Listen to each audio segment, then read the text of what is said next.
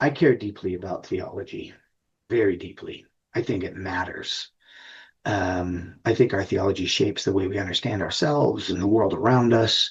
The God we worship will shape the way that we live with the people who are our neighbors and the people who are our enemies.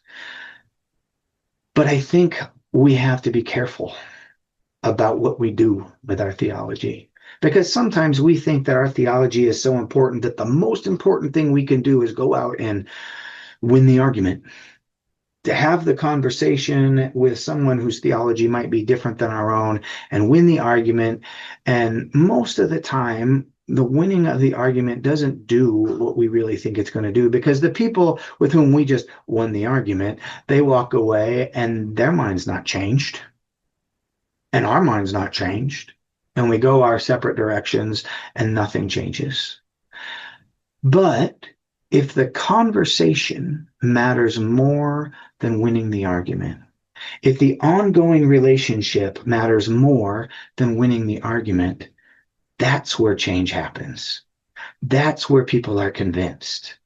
That's where we get an opportunity to live with people, to embrace people, to walk with people, and maybe we get a chance to talk about theology in a different way, where it's not about us trying to win an argument, but it's about us trying to build a relationship and to get to know people and to understand where they're coming from.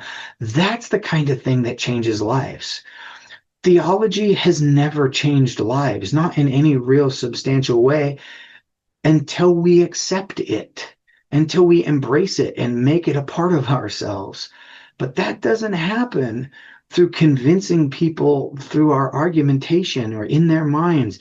That happens as we build relationships. That happens as we walk alongside people, as we get to see their lives and invite them into our own, and we get to be vulnerable with them and acknowledge that this isn't easy.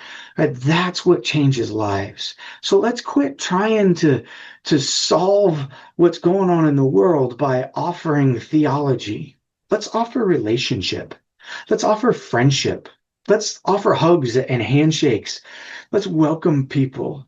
And as we get to know them and build friendships and relationships, and they start to become curious about what matters to us, because we also demonstrate we're curious about what matters to them, then those relationships begin to change us in ways that I don't think theology ever really does. Theology is something that all of us can hold at a distance. It's only as we let that in and let it shape us. And the best way to do that, in my estimation, is through relationship, ongoing relationship, not through winning arguments.